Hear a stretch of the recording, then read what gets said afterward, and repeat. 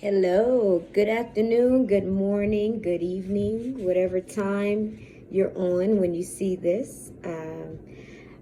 Today I wanted to read a portion of my book because I figured, in order to get you guys used to my face and what I'm here to do or whatnot, I feel like the best thing to do is give you a portion of what you can expect out of the book.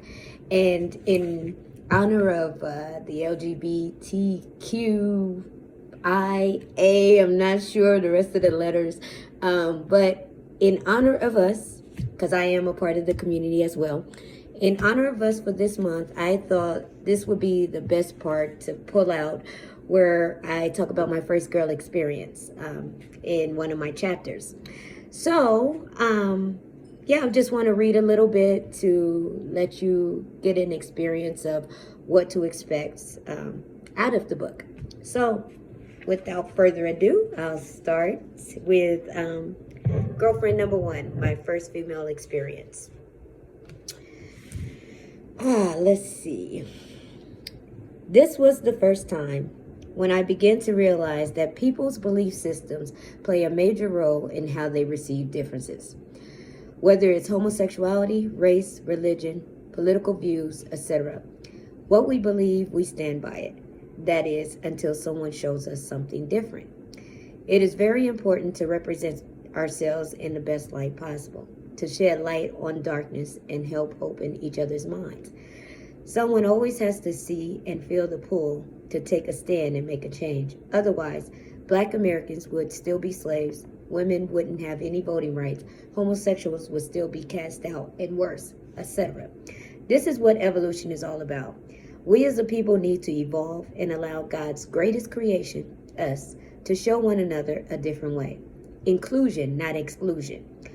We all contribute to this world, whether it's positively or negatively. My first female to female relationship showed me that I can love a female as well as a male. That experience changed my whole world. I discovered that I love the person and not necessarily their gender. However, I later learned that even though I may share the same feelings for men as I do women, there is a difference when it comes to intimacy, which is why I began to identify as a lesbian. For me, feelings are feelings, just like emotions. They come and go, and they are very easy to change. So when it comes to the subject of labeling, there really isn't a label that can be placed on anyone's sexuality. Sexuality is fluid. It just flows. Some of us are just attracted to the same sex. This is not something that can be simplified or even truly explained. Love is energy. It flows through us, just like money is energy. It flows from one place to another. You attract it more when you let it flow. Have you ever noticed when you try to hold on to something, it always manages to slip away? Well, try to picture life as energy, the whole rhythm of it, the constant flow of change. We tend not to see how the trees bristle or even sing when the wind blows. If ever the time can be taken, take a seat and observe nature.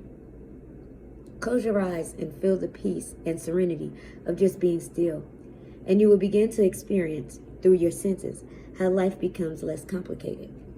Society decided to give labels to classify, separate, and identify everything.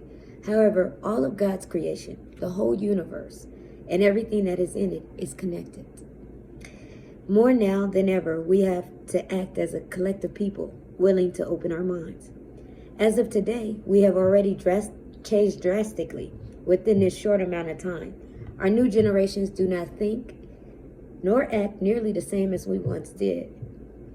We are coming to terms with our self-identities. No longer are we just listening to how we are supposed to think, feel, look, or act.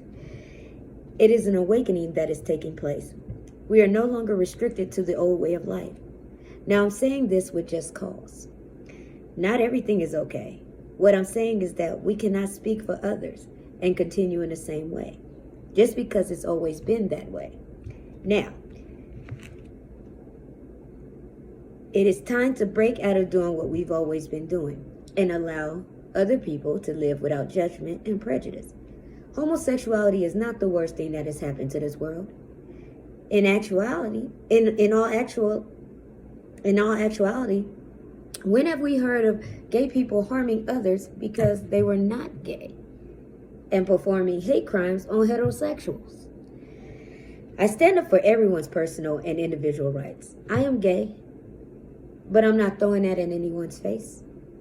In fact, I'm very private about my life and those who are in it. I do not condone PDA. Some things are just meant to stay behind closed doors. But holding hands and showing a little affection towards one another, I feel that no one should blink an eye to that. It's cute when straight people do it, but not for gay people.